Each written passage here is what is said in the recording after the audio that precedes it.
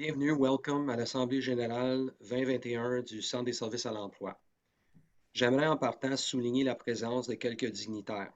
Madame Paula Astley, mairesse, Ville de Hawkesbury, Vanessa Carrière, municipalité de Russell, Helen Collier, la cité de Clarence Rockland, Kathy Gilbert, Ontario Ministry of Labour, Training and Skills Development, Marie-Noëlle Lantier, conseillère municipalité de la Nation, Stéphane Sarrazin, maire municipalité Alfred Plantagenet et président des Comtés unis de Prescott-Russell.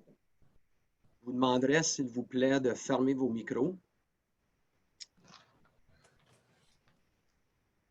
Diplômé de l'Université du Québec à Trois-Rivières en activité physique et ancien des Patriotes de l'Université du Québec à Trois-Rivières en hockey sur glace, la carrière de Danny Dubé comprend 10 années d'expérience à titre d'entraîneur avec comme point culminant une participation aux Jeux olympiques de Lillehammer. Il a conduit l'équipe canadienne à une médaille d'argent en Norvège, en plus de remporter une médaille d'or aux championnats du monde en Italie en 1994. Conférencier invité dans plusieurs colloques nationaux et internationaux, il est maintenant un atout important pour la station de télévision RDS, qui en a fait son spécialiste en hockey sur glace et en sport amateur.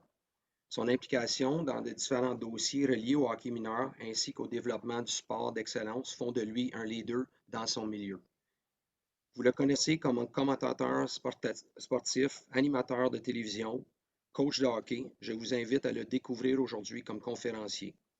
Son implication dans de différents dossiers reliés au hockey mineur ainsi qu'au développement du sport d'excellence font de lui un leader dans son milieu. Il se fera un plaisir aujourd'hui de partager avec vous sa vision du travail d'équipe et de l'importance d'un bon leadership à travers une attitude gagnante. Voici, mesdames et messieurs, M. Danny Dubé. Bonjour.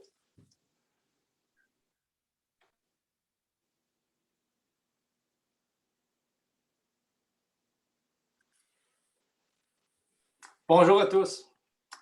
Merci, ça me fait vraiment plaisir d'être là aujourd'hui, de vous entretenir sur le travail d'équipe. Mais le travail d'équipe, lorsqu'on parle de ça, on a tendance à minimiser le fait que tous et chacun ont une contribution qui est essentielle. Souvent, l'équipe est un petit peu teintée par la présence des joueurs clés. Et par la suite, l'identité de l'équipe se fait autour des joueurs clés. Je vais vous proposer un petit peu d'autres choses aujourd'hui parce que pour moi, ce qui compte, c'est vraiment l'attitude et le comportement de chacun des joueurs. On regarde toujours dans la direction où on se dit, si on a du talent dans l'équipe, on va gagner. Si on a de l'expertise, on va réussir. Aujourd'hui, je vous propose de regarder ça un petit peu différemment, de regarder ça à l'envers. Regarder à l'envers, c'est peut-être de prendre des lunettes puis de regarder les choses différemment. À un moment donné, dans mon parcours d'entraîneur, je me suis rendu compte que souvent, les joueurs les plus talentueux n'avaient pas vraiment l'impression qu'ils avaient besoin de l'équipe. Ils avaient plutôt l'impression que c'est l'équipe qui avait besoin d'eux autres. Et c'est pas totalement faux, mais c'est pas totalement vrai non plus. Et j'ai commencé à me demander qu'est-ce qui faisait qu'un joueur ou un membre d'une équipe adhérait vraiment à la proposition. Qu'est-ce qui fait qu'en bout de piste, on décide qu'on embarque dans l'aventure? Parce que vous savez, aujourd'hui, la réalité étant ce qu'elle est, puis je sais que c'est quelque chose c'est une turbulence aujourd'hui dans le milieu des affaires, et on va en parler ensemble, c'est de la rétention. La rétention, pourquoi ça m'interpelle? C'est parce que la rétention, c'est aussi relié à l'adhésion. C'est aussi relié à l'engagement. Puis tu sais, des fois, on voit quelqu'un qui part puis décide d'aller ailleurs, mais tu as aussi quelqu'un qui reste mais qui n'est pas engagé. C'est pas beaucoup mieux. Alors, ma réflexion et je vous le dis très candidement, la chance que j'ai de travailler avec beaucoup de monde dans ma carrière qui m'ont vraiment influencé de façon positive, font aujourd'hui que je regarde les choses différemment en me disant si j'avais à recommencer mon parcours d'entraîneur avec ce que je sais aujourd'hui, puis avec les choses que j'ai faites plus vers la fin de mon parcours, qu'est-ce qui m'interpellerait le plus? Bien, je vous le dis, là, dans la première étape de ma réflexion, je me suis vraiment campé dans ce que j'ai appelé à ma façon la phase identitaire. La phase identitaire étant celle où on se définit. Moi, je pense que le bonheur, c'est l'authenticité. L'efficacité, c'est aussi l'authenticité, c'est d'accepter qu'on n'a pas tout, mais ce qu'on a, il faut être capable de l'exploiter à bon escient. Et dans cette réflexion, ce que je vous propose de regarder en 3 étapes, j'appelle ça ma petite trilogie, en 3 étapes, les questions qu'il faut se poser pour réussir à bien cerner ce qu'on a besoin pour bâtir une équipe gagnante. La première, c'est la phase identitaire. La phase identitaire, c'est le qui nous sommes. Et je vous invite à y réfléchir comme leader sur une base individuelle. Parce que j'ai eu, et à peu près tout le monde qui est dans une zone d'influence, qui a des décisions à prendre, a besoin de poser la question, qu'est-ce que j'ai vraiment à offrir aux autres? Quelle est mon offre? Qu'est-ce que j'ai à proposer au groupe? Qu'est-ce qui va faire que le groupe va adhérer à ma proposition? Donc, vraiment, qu'est-ce qui me démarque? Qu'est-ce qui me définit? Qu'est-ce qui me fait carburer? Qu'est-ce qui m'interpelle? Qu'est-ce qui m'indigne? Tout ça, ça se matérialise, ça prend forme dans des actions. Les actions qui vont être alignées avec qui vous êtes. Mais honnêtement, quand tu commences à y penser un petit peu plus, tu te demandes, qu'est-ce que j'ai à offrir? Au début de ma carrière, il m'est arrivé, je raconte l'anecdote très rapidement, il m'est arrivé une affaire assez savoureuse parce que je travaillais à l'Université de Trois-Rivières, c'est mon premier travail comme entraîneur. Et je suis quand même un assez jeune entraîneur. Et moi, quand je jouais au hockey, le coach, il était assez directif, il était assez autoritaire. Ça marchait comme ça. Puis, je me rendais compte que j'avais ces patterns-là en dedans de moi. C'est des choses que je reproduisais qui ne m'appartenaient pas nécessairement, mais c'était le tout appris. J'avais vu ça ailleurs, je l'avais tout appris, fait que je transposais ça un peu à ma sauce. Mais plus ça allait dans mon coaching, et plus je me rendais compte que le à ma sauce, ça venait teinter un peu mon leadership. Et un jour, un de mes joueurs me disait, Hey, Danny, on fait une étude sociométrique dans mon cours de psychologie du sport. Aimerais-tu ça y participer? Le prof m'a demandé que tu participes. Alors, moi, bien candidement, j'ai dit, ben oui, c'est sûr, on est à l'université, puis bon, tout ça, c'est un grand lab de la vie, là, on essaye de s'aider mutuellement. Donc, je participe à l'étude et quelques semaines plus tard, à la fin, il me dit, veux-tu voir les résultats? Alors, bien sûr, je dis, je veux voir les résultats. Alors, on s'assoit dans le bureau, il me dit, bon, au départ, il dit, il faut que tu saches que les joueurs ont répondu, c'était confidentiel, donc, il y a quelques questions sur lesquelles on nous a interpellés par rapport à ton leadership. Est-ce que dans les questions qu'on posait, on demandait si les joueurs avaient confiance en tes compétences? La réponse était oui assez unanimement. Est-ce que les gens, on a demandé s'ils trouvaient que tu étais juste dans tes décisions? Tu prenais des décisions pour l'équipe au lieu de faire du favoritisme. La réponse était assez unanime. Dans un des départements ou d'une série de questions, là, on demande si je suis un entraîneur, s'ils me perçoivent comme un entraîneur plutôt autoritaire ou un entraîneur qui est plutôt ouvert à la discussion. Et moi, j'avais remarqué que je me trouvais assez autoritaire. Et à ma grande surprise, là, et c'est pour ça que je disais tantôt, il faut regarder à l'envers. Là, la perception du joueur était complètement différente. Le joueur, lui, il disait non. On lui posait des questions. C'est un problème, vas-tu en parler à ton entraîneur? La réponse était oui. Est-ce que tu hésiterais à lui confier quelque chose? Non. Est-ce que tu irais chercher de l'aide? Est-ce que tu irais vers lui pour aller chercher de l'aide? Oui. Alors, il y avait plein de questions comme ça qui mettaient en perspective quelque chose que moi, j'avais sous-estimé, c'est-à-dire une forme de co-gestion, une forme aussi de générosité, parce qu'il y avait des questions sur l'empathie, de le faire progresser lui comme joueur, et tout ça, c'était quand même assez positif. À la fin de tout ça, je me suis rendu compte, j'ai pris du recul, puis je me suis rendu compte que comment je me voyais, c'était pas la bonne façon.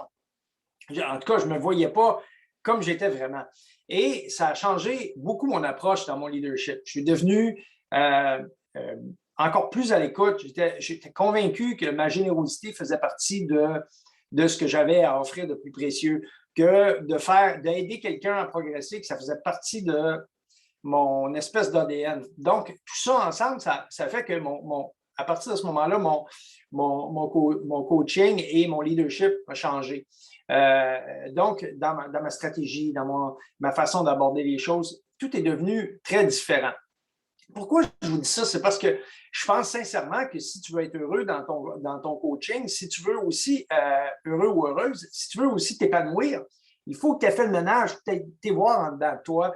Puis aussi, c'est pas que tu ne seras pas capable tout seul de faire ça. Puis à l'occasion d'aller vers les gens, aller chercher cette information-là, ça va t'aider à développer ce que moi j'appelle ton authenticité, à faire ton voyage intérieur. Pourquoi je parle de ça? Parce qu'une équipe, c'est la même chose. N'importe quelle bonne équipe, ce qu'elle va avoir, toutes les bonnes équipes, ce qu'ils ont en commun, c'est que c'est des équipes qui ont une identité très claire. Quand tu joues contre cette équipe-là, tu sais à quoi tu vas avoir affaire. Tu sais comment les joueurs vont se comporter. Et très souvent, ce qui va faire que les joueurs vont embarquer dans la proposition, c'est que le logo, tout ce que représente le logo, c'est très fort, c'est très puissant. Puis cette puissance-là, elle vient des gens qui l'impactent, qui impactent la perception. Perception, réalité, on dit que c'est, mais c'est ça. Alors, pour que les gens adhèrent, il faut que ça leur ressemble un peu. Alors moi, ma proposition, c'est lorsqu'on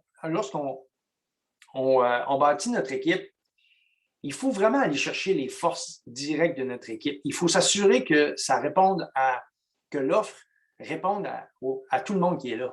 Tu sais, tu peux pas, si les gens ne s'y retrouvent pas, ils vont pas s'engager. Ils vont pas s'impliquer.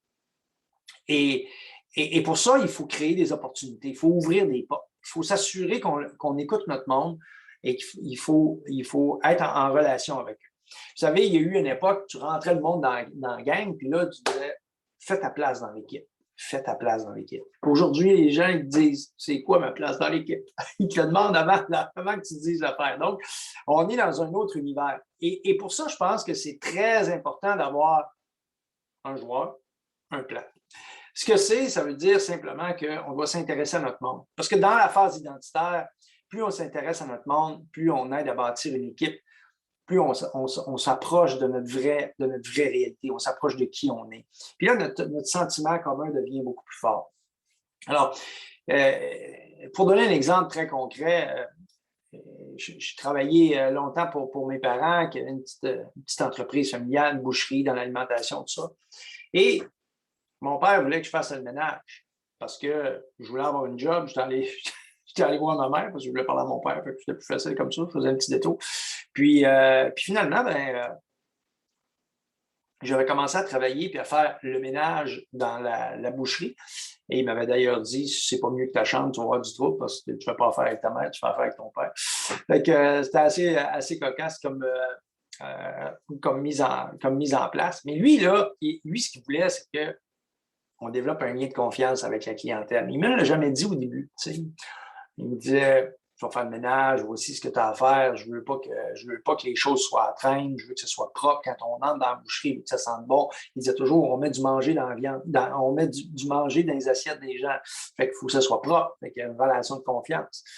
Fait que tout ça, ça fait qu'il m'a permis de comprendre qu'est-ce que notre entreprise familiale, qu'est-ce qu'on essayait vraiment de faire, qui on était. Il disait, tu sais, pourtant, ils peuvent aller ailleurs, acheter, ils viennent ici parce qu'ils se sentent spécial, parce qu'on s'occupe d'eux autres, parce qu'on veut qu'ils reviennent la semaine prochaine. Puis ça, dans le contexte, c'était de me faire comprendre exactement qu'est-ce qu'on essaye de faire. Vous savez, très souvent, les gens vont avoir des mauvais résultats dans un travail parce qu'ils ne comprennent pas les enjeux. Ils font des choses sans savoir qu'est-ce qu'on essaye de faire collectivement. Les équipes gagnantes, ça, là, c'est très, très fort. Tout le monde comprend les enjeux, tout le monde y adhère, tout le monde essaie de faire les choses pour le bien de l'équipe. Donc, on ne fait pas notre job, on fait bien notre job. On fait bien notre travail. Il y a toute une différence. La différence, elle est où? Elle est dans les détails. Souvent, on dit, ouais, attention to details. Oui, c'est bien, là, mais fondamentalement, ce qu'on cherche à faire, c'est de sensibiliser les gens aux détails qui vont faire qu'on va pouvoir synchroniser l'effort, qu'on va tout être ensemble. Que lorsqu'on va faire quelque chose, la balle ne tombera pas en milieu de séquence. Puis ça, c'est ce qui nous ramène à l'identité. Parce que vous savez, il faut réconforter les bons comportements. Il faut saluer la bonne attitude. Parce qu'en bout de piste, même si tu as du talent, si tu exécutes juste pour toi, tu vas faire des choses qui, normalement, ne sont pas nécessairement liées à ton identité. Vous savez, je prends l'exemple encore une fois à l'Université de Trois-Rivières. Nous, on avait dit aux joueurs, on garde la rondelle. Nous, dans notre style de jeu, dans notre façon de faire, dans notre ADN, ça va être comme ça. Tout à l'heure, je vous parlais de l'entreprise familiale, là, je vous parle de sport. Le joueur qui se débarrasse de la rondelle empêche l'équipe de progresser. Le joueur qui se débarrasse de la rondelle empêche l'équipe de faire ce qu'elle doit faire. Donc, elle ne fait pas de la bonne façon. Si elle ne fait pas de la bonne façon, on ne comprend pas ce qu'on est en train de faire. On n'a pas saisi l'importance des détails. Puis ça, moi, c'est vraiment important parce que dans cette séquence-là, ce qu'on veut, c'est qu'on veut que les gens qui appartiennent au groupe se sentent importants. Fait que, tu sais, à la fin d'un match, là, un joueur qui a bloqué un tir ou qui a fait un effort extraordinaire ou une personne dans votre milieu de travail qui s'implique dans des choses qui ne sont pas nécessairement les choses les plus valorisées, c'est quand même important de les reconnaître parce que c'est ça qui crée de la rétention. C'est ce qui donne la valeur ajoutée au milieu. C'est ce qui fait que votre proposition, votre milieu, il est spécial. Il n'est pas comme ailleurs. Il se passe quelque chose chez vous qui ne se passe pas ailleurs. Et ça, pour réussir ça, c'est extrêmement important de passer au peigne fin le qui on est. De jamais sous-estimer cette phase-là identitaire parce que c'est dans n'importe quel livre sur le leadership, vous allez lire une section sur se découvrir soi-même, sur l'authenticité, sur l'importance d'être vrai, d'être transparent. Tout ça, ça prend une place. Et c'est à ce moment-là que les gens sentent qu'ils font partie de l'équation. Si vous voulez absolument que votre monde s'implique, soit en mode solution, il faut qu'ils se sentent à l'aise. Pour se sentir à l'aise, il faut qu'ils adhèrent à la proposition. Il faut qu'ils se trouvent dans cette proposition-là. Donc, de passer du temps pour avoir un plan pour chaque personne, d'être capable de travailler avec notre monde. Dans les intégrés, quand vous proposez quelque chose, vous proposez plus qu'une job à quelqu'un. Proposez un milieu de vie. Proposez un endroit qui va faire qu'ils vont s'épanouir. Et ça, moi, je pense que ça, c'est la clé. C'est la clé, pourquoi? Parce que les jobs, là, je veux dire, on s'entend, il y a beaucoup d'offres. L'offre est multiple. Donc, les gens qui ne se trouvent pas bien à une place vont prendre de l'argent. Les gens qui se trouvent bien à une place vont hésiter beaucoup avant de changer d'endroit. Puis, je disais encore récemment à quelqu'un, écoute, l'employé que tu me parles, que tu aurais bien aimé garder, qui pourtant est parti, tu l'as pas vraiment perdu. Il dit, oui, il est parti, là, il est parti ailleurs. Non, tu l'as pas encore perdu. Comment ça? Mais il est parti ailleurs, ça ne veut pas dire qu'il ne reviendra pas. Comment ça? Ben, c'est parce que, dans le fond, des fois, à bien développer notre milieu, à bien travailler sur qui on est, l'offre, ce qu'on propose, c'est que le milieu dans lequel on est va permettre aux gens de grandir. Des fois, là, ils vont, en cours de route, ils vont aller ailleurs, puis ils vont se rendre compte, une fois ailleurs, que vraiment, là, ils étaient bien chez vous. L'important, c'est de rester en contact avec eux. C'est de leur faire sentir qu'ils sont importants, que leur passage a été noté, qu'on reconnaît la contribution qu'ils ont faite, même s'ils sont partis. Parce qu'en cours de route, on ne sait jamais ce que la vie nous réserve. Et ces gens-là, souvent, vont jamais la fierté. Ils ne vous rappelleront pas, mais si vous restez en contact avec eux, vous avez une chance. Et pour moi, ces chances-là sont très valables. Parce que l'argent, l'énergie, tout ce que vous investissez pour bâtir quelqu'un, pour qu'il cadre dans votre philosophie, même s'il part, il n'est pas parti pour toujours. À moins que vous en décidiez autrement. Si vous décidez que vous ne voulez plus l'avoir, là, c'est un autre dossier. Ça vous appartient.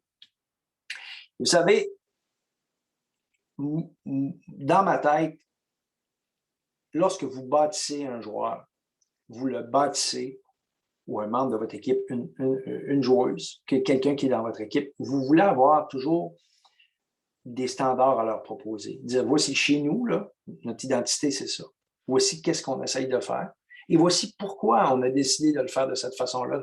Le pourquoi, là, c'est notre signature, c'est notre style de jeu. Bon, je reviens à mon papa, là, juste pour vous dire. Bon, à un moment donné, tu sais, j'étais un peu tanné de faire le ménage. Fait que mon père, lui, il dit, Et il arrivait, puis il était fatigué. Puis là, à un moment donné, je venais pour lui parler. Puis il a mis dans sa soupe. Puis je dis, ben, il faut que je te parle. Fait que, il me dit, qu'est-ce qu'il y a? Tu sais? Fait que je dis, j'aimerais ça avoir une promotion. Je connais de faire le ménage. Fait que là, il m'a regardé pendant 5-10 secondes. Il n'a rien dit. Puis il a dit, ben, je ne vais pas te donner une promotion. Ben, la job la plus importante, c'est toi qui l'as. Fait que là, j'ai dit, hey, arrête de me niaiser. Ben, fais le ménage, ces affaires-là. Et là, il a commencé à m'expliquer que dans l'entreprise familiale, c'est important parce que la relation de confiance était bâtie sur ça. Que les gens, c'était super important que tout soit toujours immaculé. C'était important pour lui. C'est ça que ça représentait. Donc, et après, c'était important qu'on s'occupe de la personne jusqu'à l'accompagner avec le paquet, jusqu'à l'auto. Parce qu'elle pouvait aller acheter ses affaires ailleurs. Puis si elle venait chez nous, on voulait qu'elle revienne la semaine prochaine. Puis on voulait qu'elle sente qu'elle était importante, la personne. Donc, on avait une signature plus personnalisée. Mais c'est sûr, notre offre, c'était une plus petite business, c'était des choses différentes, mais on se collait à ça. Puis moi, ça fait qu'à partir de ce moment-là, il n'y avait plus besoin de me dire « Hey, oublie pas d'aller porter le paquet. Hey, oublie pas d'arrêter de balayer quand quelqu'un rentre, c'est la personne qui est la plus importante. Hey, oublie pas d'essuyer vite parce qu'il faut toujours que ce soit propre. » By the way, là, la porte, là, quand vous rentrez dans une place, puis il y a une porte avec une grande vitre, là, puis juste une petite poignée de rien, rappelez-vous toujours qu'il y a quelqu'un qui lave la bâtisse de poignée. Ça a été moi. Mettez la main sur la poignée, pas dans le vite. Mais tout ça pour dire que fondamentalement, ce qu'on veut, c'est que les gens soient en osmose, qu'ils se comprennent, qu'il y ait une harmonie, qu'il y ait une synergie qui se développe. Bien, pour ça, que tout le monde comprenne la même chose. Qu'est-ce qu'on essaye de faire? Puis on le fait de cette façon-là, puis voici pourquoi. Parce que, vous savez, des fois, on inonde les gens de préoccupations à court terme, puis on s'éloigne de pourquoi on fait les choses. On s'éloigne aussi de qui on est, de qu'est-ce qu'on essaye de faire. Donc, c'est les 3 étapes pour moi qui sont essentielles dans votre parcours, dans votre cheminement, pour mettre les choses en place. Qui suis-je? Qui sommes-nous? Qu'est-ce qu'on essaye de faire collectivement? Alors, dans le cas de mon père, c'était « je veux qu'il revienne la semaine prochaine ». Dans le cas de l'Université de Trois-Rivières, c'était « on est meilleur quand on est plusieurs ». Donc, on veut se donner des options de passe. On ne se débarrasse pas de la rondelle. Nous, on est une équipe offensive qui va contrôler la rondelle. C'est comme ça qu'on va réussir à contrôler le jeu et à avoir l'avantage sur l'adversaire. Ça, c'est ce qu'on essaye de faire. Après, bien sûr, on veut gagner des matchs. Ça, c'est la conséquence. Ça, c'est le résultat. On focus beaucoup plus sur la performance que sur le résultat parce que la performance, ça nous ressemble. Le résultat, il ne nous ressemble pas tout le temps. Le résultat, c'est une conséquence de la performance. Mais la performance, ça nous ressemble. Puis moi, je pense que nos équipes nous ressemblent aussi. Et si on endure des affaires dans notre équipe, puis que dans le fond, cette affaire-là, ça ne nous ressemble pas, bien, on a un problème de leadership. Ça veut dire qu'on n'est pas cohérent avec qui on est. Puis ça, pour moi, c'est des affaires qui sont fondamentales. Donc, vous avez des équipes à gérer, vous voulez retenir votre monde, mais la première affaire, il faut que l'environnement soit un environnement de qualité. Il faut ensuite que cet environnement-là propose des opportunités. Si vous voulez bien, je vous parle de 2-3 éléments, un step by step, carrément. Okay? On l'appelle comme ça. 3 étapes pour développer votre leadership à l'interne et également pour vous assurer d'une stabilité de performance. Parce que pour moi, n'importe quelle équipe, avant de s'améliorer, elle crée de la stabilité. On sait qu'on a une performance qui va être toujours stable. Les bons coachs amènent la stabilité dans l'équipe, les rôles, il y a de la stabilité. Et après ça, on essaie d'améliorer les performances parce que là, on sait qui fait quoi, comment on peut le faire, comment on peut aller chercher un petit extra, on voit la compétition, comment on organise nos affaires. Mais au début, c'est une course vers la stabilité. Puis pour ça, je vous propose 3 étapes. La première, l'identification du talent. L'identification du talent, pour moi, ce n'est pas seulement le talent. C'est une enveloppe. C'est l'attitude, c'est le comportement. C'est comment cette personne-là se comporte avec les autres. Comment on peut travailler, parce qu'ultimement, on va vouloir faire du jumelage. On va vouloir prendre son talent, le mettre avec le talent de quelqu'un d'autre. Et pour ça, il faut que la personne il faut qu'elle veuille travailler en équipe. Il faut que ça ait tente de travailler avec les autres. Il faut qu'elle soit généreuse, qu'elle ait de l'empathie, qu'elle communique. Donc, il y a des choses dans le profil d'une personne par rapport à ce qu'on va lui proposer qui est essentiel. Assurez-vous toujours quand vous faites une proposition, vous offrez quelque chose à quelqu'un, que vous avez bien identifié ses forces. Parce que, tu sais, des fois, là, à aller trop vite, on recrute du trouble au lieu de recruter les bonnes personnes. Moi, des fois, j'aime mieux prendre un petit peu moins de talent et un petit peu plus d'attitude. Ça, l'attitude, il y en a, c'est toujours au rendez-vous. Il va toujours avoir du monde qui va avoir une bonne attitude. Tu vas toujours en trouver. Si vous avez à marchander entre l'attitude et le talent, qu'est-ce que vous allez faire? Si vous avez à marchander entre les compétences et l'attitude, qu'est-ce que vous allez faire?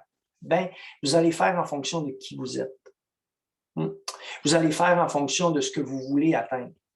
Donc, dans l'identification du talent, moi, je pense, c'est très personnel, que c'est vraiment essentiel comme organisation que vous soyez capable de définir qu'est-ce que vous cherchez exactement.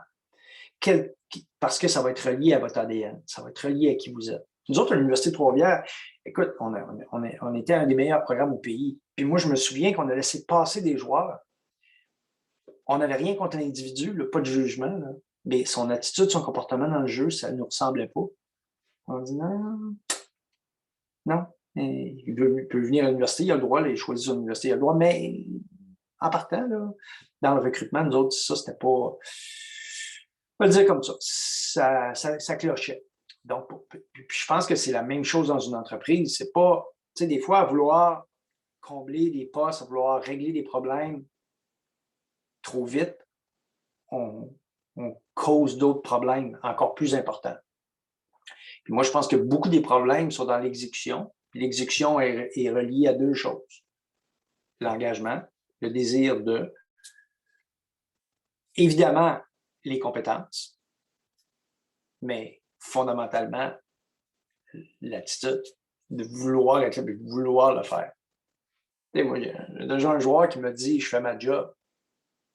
Je dis « Comment ça, tu fais ta job? » Ben, je dis « Ben oui, il nous a dit, sortie de zone, la pression, on va la rondelle sur la bande. » Oui, mais je dis « Non. » Je dis là, pas ça faire ta job, c'est ça, on est tous dans le trouble, là, on va être en danger tout le monde. Tu garoches la rondelle partout, là.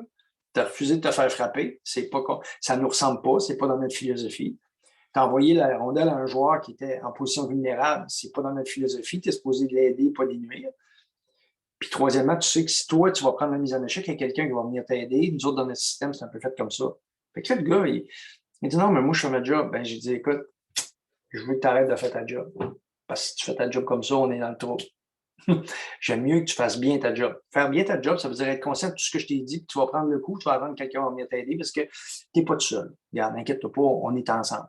Puis ça, je pense que c'est une affaire dans une philosophie d'équipe qui est importante. Il ne faut jamais qu'une personne se sente seule. Vous savez, le découragement, l'anxiété aujourd'hui dans la société, tout ça, c'est toujours relié à la solitude. C'est toujours relié au fait que tu n'as pas de poignée, tu ne sens pas que quelqu'un est là pour t'aider, tu ne sais pas vers qui te tourner, tu as peur d'être jugé à cause de toutes sortes de choses. L'équipe prend tout son sens. Puis pour ça, l'équipe doit avoir une identité claire. Puis ça, il faut que tu sois transparent, qu'on est là ensemble, on fait des affaires ensemble. Donc, dans votre sélection de joueurs, c'est super important. Donc, on nous ramène au talent versus les compétences, talent versus l'attitude et le comportement. Qu'est-ce qui est le plus important pour vous? Je soulève la question. Moi, je peux vous parler du hockey. Je ne peux pas vous parler de votre environnement, de votre réalité, mais je peux vous parler de la réalité humaine. La réalité humaine, c'est que quand tu es en gang, tu te sens fort. Quand tu te sens en gang, tu as tente de te lever pour aller travailler. Tu n'as même pas l'impression que tu travailles parce que tu t'en vas au bureau, tu t'en vas faire tes affaires, tu sais que tu vas avoir du bon temps. Puis je sais qu'assis dans mon bureau ici, ça semble très théorique, c'est facile, mais je vous dis une chose. En bout de piste, ce qui fait que les gens restent, oui, il va toujours en avoir que ça va être par rapport à l'argent, puis ça va être mercantile, mais la plupart du temps, c'est beaucoup plus profond que ça. C'est beaucoup plus important que ça. C'est beaucoup une personne, elle a le sentiment qu'elle va se réaliser à l'intérieur de votre proposition. Et là, ça nous amène à la deuxième étape. Donc, la détection de talent, attitude, comportement général, comment la personne est, ça, c'est vraiment important. Puis la deuxième chose, c'est une fois qu'on a détecté tout ça, il faut être capable de lui trouver des opportunités pour contribuer au succès de l'équipe.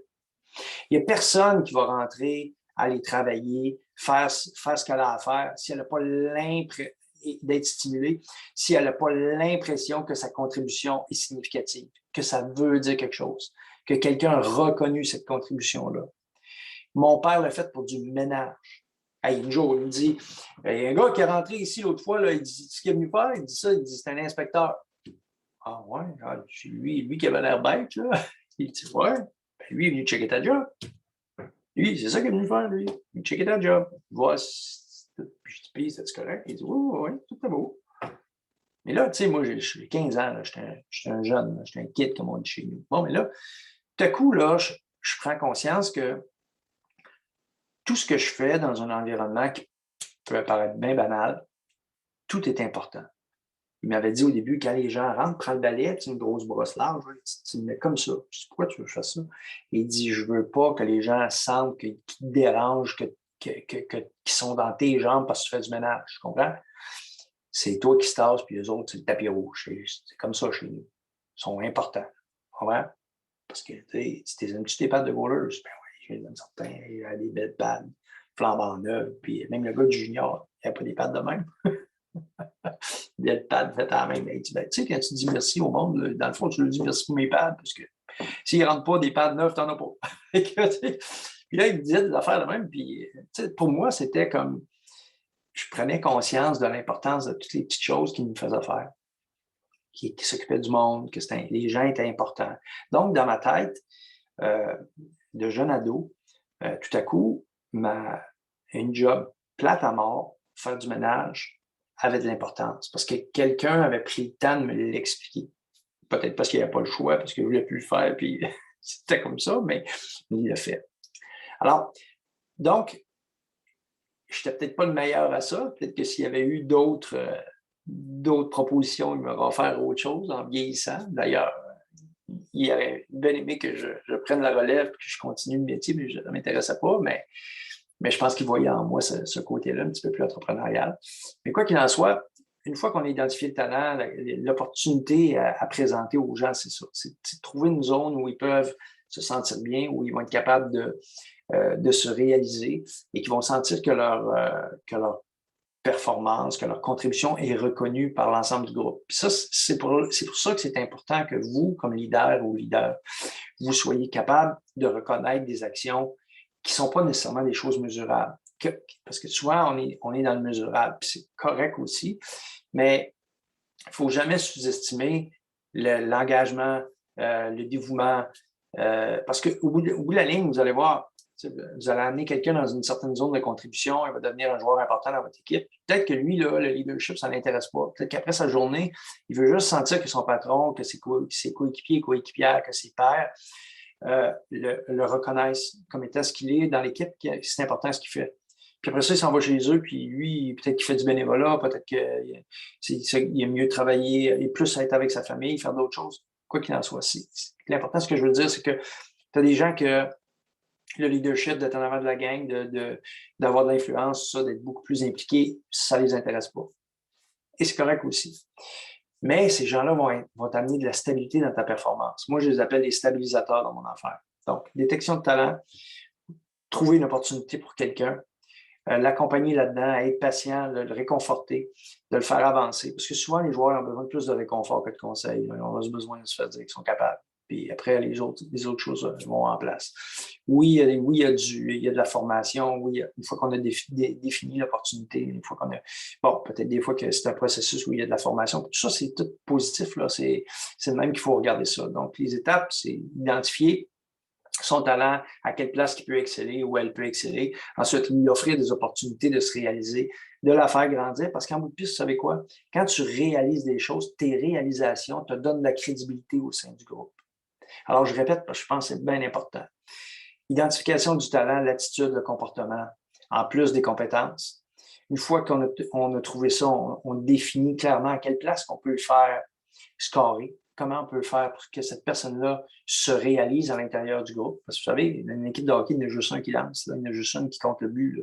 Il y a du monde qui font des passes, il y a du monde qui récupère la rondelle, il y en a qui sont plus défensifs qu'offensifs. Puis ces filles-là, ils jouent dans l'équipe olympique pareil, puis ils nous amènent une médaille d'or. Fait qu'à un moment donné, là, il faut que tout le monde soit reconnu. Pour moi, c'est ça qui est important. Et dans une équipe gagnante, ça existe. Donc, il y en a qui sont très, très fiers de faire partie de l'équipe et d'avoir leur place. Puis on sent que la place est reconnue. À ce moment-là, ça, c'en est un facteur de rétention. De faire grandir quelqu'un, ça, c'en est un facteur de rétention. Ça, c'est un élément qui motive le monde. Et en troisième lieu, une fois que la personne commence à avoir des réalisations, c'est beaucoup plus facile pour nous, comme dirigeants, d'en faire des leaders. de leur donner d'autres opportunités, puis les faire grandir, de les solliciter dans votre prise de décision, qu'ils fassent partie de l'équation lorsqu'il y a des réunions un petit peu plus stratégiques. Pourquoi? Parce qu'ils sont sur le terrain, ils ont le pouls de l'équipe, ils peuvent aussi diffuser l'information, influencer l'équipe positivement. Et tout ça, c'est un processus qui me fait dire à vous aussi, vous n'êtes pas seul. Si vous travaillez comme ça, là, avec ces 3 étapes-là, tout à coup, vous ne vous sentez plus seul comme gestionnaire. Vous ne vous sentez pas seul comme coach ou comme leader. Vous avez les autres avec qui vous avez bâti vos liens stratégiques, mais aussi vos liens de passion pour le métier que vous faites. Et ça, je pense que c'est très, très, très précieux. Il ne faut jamais que quelqu'un dans votre équipe se sente seul. Ça ne marche pas. Ce n'est pas supposé d'être comme ça. Et donc, à partir de ce moment-là, ben, vous avez votre full circle, vous avez votre 360. Vous détectez, vous bâtissez et reconnaissez. Vous vous assurez que vous vous souvenez d'où vous venez, vous-même. Parce que vous savez, des fois, on oublie qu'on a eu quelqu'un qui nous a donné une chance à quelque part, qu'on a eu des opportunités, puis à un moment donné, on a fait des erreurs, puis il y a du monde avec qui on s'est assis, puis ils nous ont expliqué, bon, on a été accompagnés, tout ça. Tout ça, ça existe vraiment. Ça existe aussi pour nous. Lorsqu'on a notre opportunité d'être en tête, à la charge, vous savez, on a un privilège, on peut influencer la vie des gens. On a ce pouvoir-là d'être quelqu'un qui influence positivement notre environnement. C'est la plus belle des reconnaissances, vous savez, c'est le plus beau cadeau. Moi, j'en ai un joueur qui à côté, ici au McDonald's, là, à Fontainebleau, que j'ai croisé plusieurs années après l'avoir coaché. Et ce gars-là m'a dit, à l'Université de Trois-Rivières, tu arrivé une affaire dans le vestiaire, puis j'ai dit, bon, lui, le joueur, il trouvait que je n'utilisais pas, que je le faisais pas jouer, puis c'était pas juste, puis bon, il avait décidé de venir à l'université, puis bon. Fait que, puis il croyait qu'il pouvait revendiquer du temps de glace. Puis moi, je lui disais non. Je lui disais, tu t'occupes de l'équipe va s'occuper de toi. Si tu t'occupes pas de l'équipe, pourquoi l'équipe s'occuperait de toi? On est ensemble, là, il faut que tu gagnes ta place, il faut que tu contribues, etc., etc. Et il avait commencé à se déshabiller. Puis tout à coup, il a remis son équipement.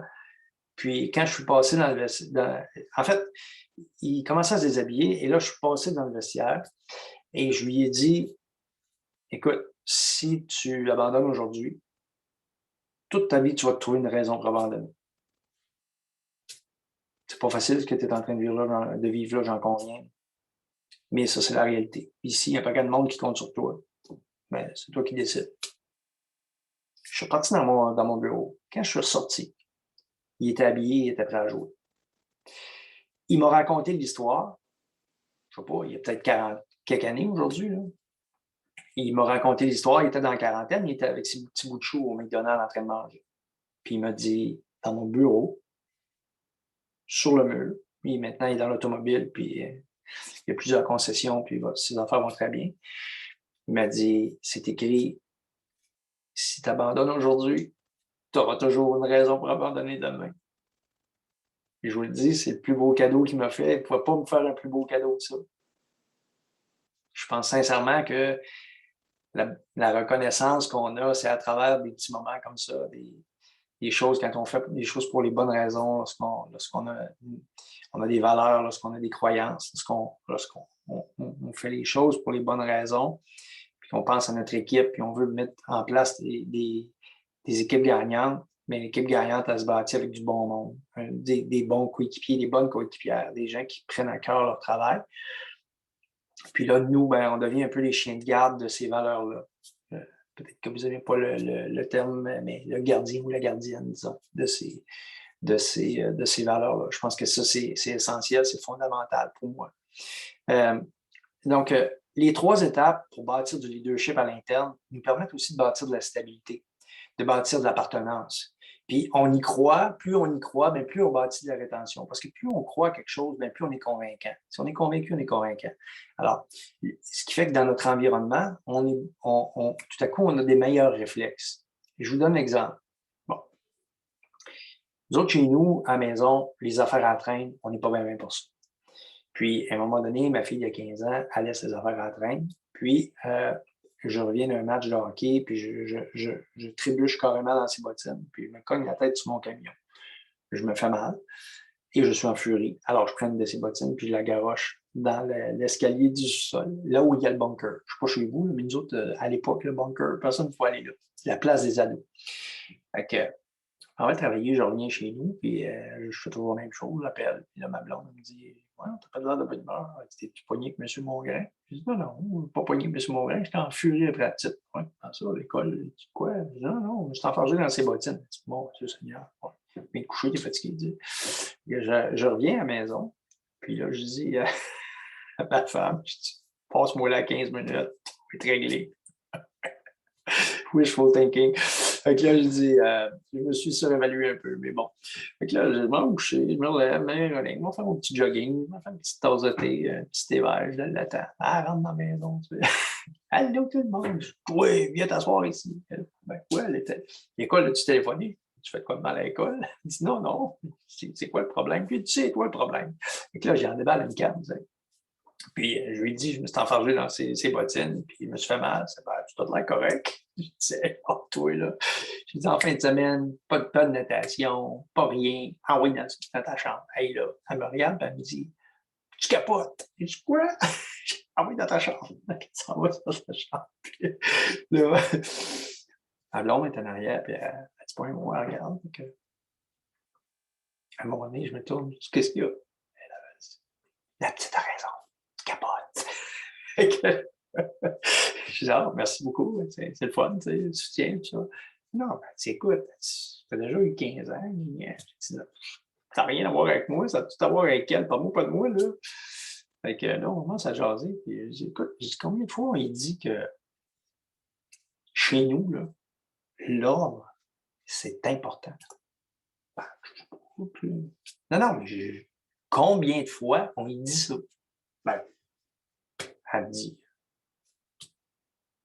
combien de fois? 4-5 fois dans la semaine. Je dis à tous les jours. À tous les jours. À moins qu'elle couche pas à la maison. Je ne peux pas y parler. Là. Elle laisse rien entrer, elle n'est pas là. Mais tous les jours. On s'entend-tu d'une année, là, mettons 150 fois. C'est correct. Elle dit, ben là, 125 de bord, c'est pas moi, là. Elle dit, OK, là, c'est quoi ton point? J'ai dit, mon point? J'ai dit, là, j'ai dit, si toi puis moi, on répète 125 fois la même affaire, puis qu'elle continue à laisser ses affaires à traîne, ça veut dire que ce qu'on dit, ça n'a aucune importance. Puis on n'accorde même pas d'importance à ce qu'on dit. Tu es en train de me dire. Si nous autres, on ne le fait pas, là, qui va le faire? Fait que, point, c'est un bon point. Oui, j'ai un bon point. Écoute, c'est toujours la même chose. Si vous ne donnez pas d'importance à ce que vous dites, vous ne donnez pas d'importance à qui vous êtes. Vous ne donnez pas d'importance aux choses dans lesquelles vous croyez. Puis ça, ben, ça va avoir un impact sur votre équipe. Puis votre équipe ne vous ressemblera pas.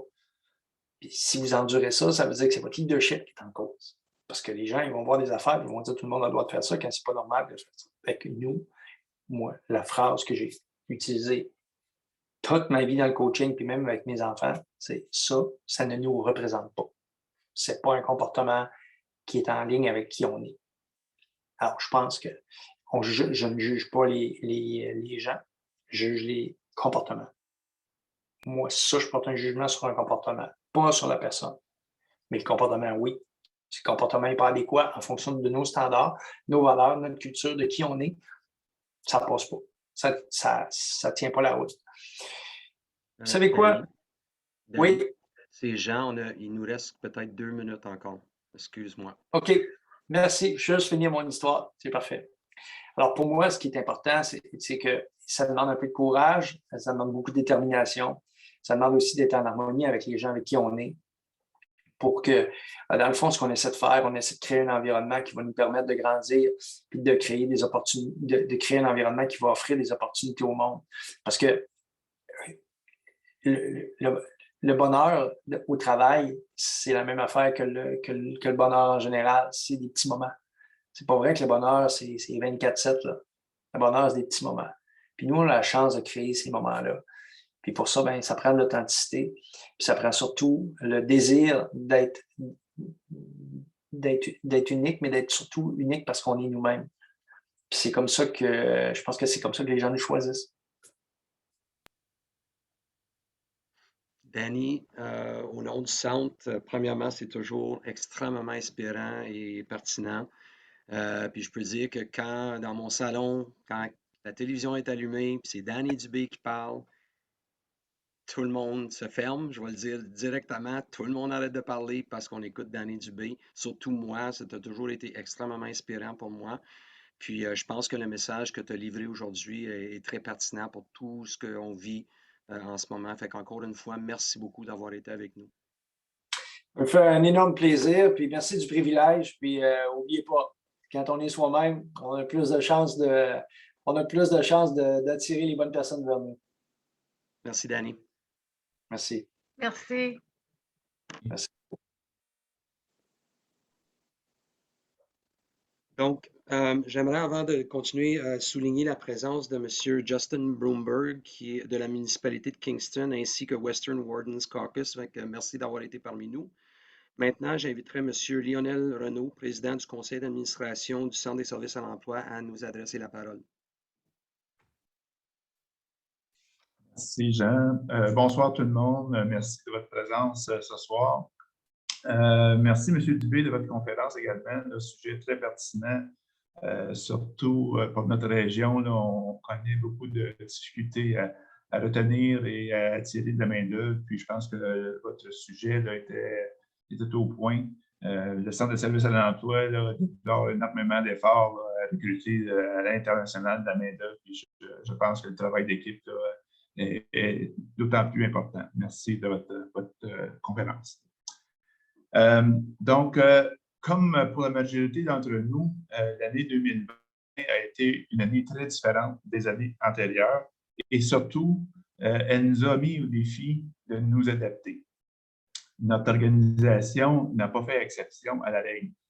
Parallèlement à nos acolytes dans le domaine du soutien à l'emploi, le Centre de services aux emplois de Prescott Russell s'est renouvelé pour répondre aux pressions et aux besoins uniques dans ce domaine.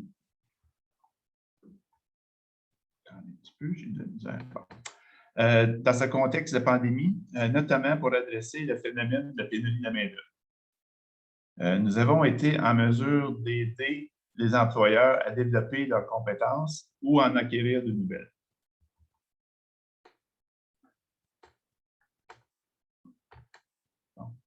Désolé. Notamment, ce sont des centaines, excusez-moi, mon ordinateur gèle. Bon, je reprends. Notamment, ce sont des centaines d'employeurs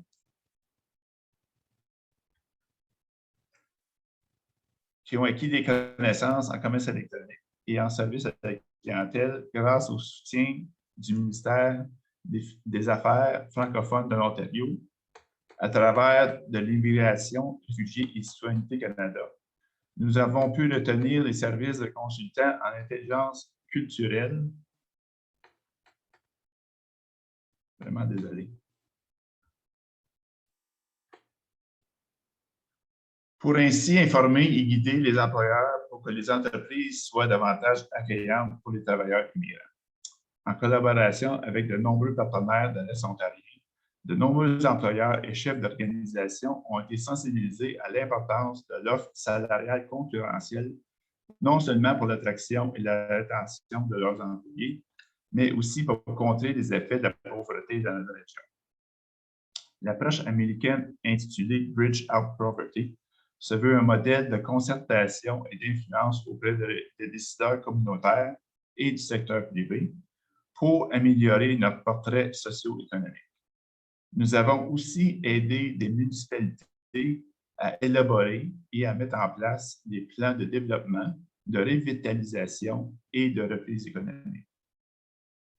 À travers une série de salons d'emploi virtuels tenus à travers toute l'Est ontarien, ainsi que des rencontres que nous avons intitulées Meet and Greet, plusieurs employeurs ont été en mesure de rencontrer virtuellement des candidats potentiels, de recruter des travailleurs immigrants ainsi que des jeunes. Pour ce qui est du développement des travailleurs, nous avons conclu des ententes avec des formateurs, notamment le Centre d'éducation et de formation de l'Est de l'Ontario, ainsi que le Collège de la Cité, pour former de la main-d'œuvre. Par exemple, plus de 90 personnes sans emploi ont été formées et œuvrent désormais en tant que préposés aux soins personnels dans notre équipe.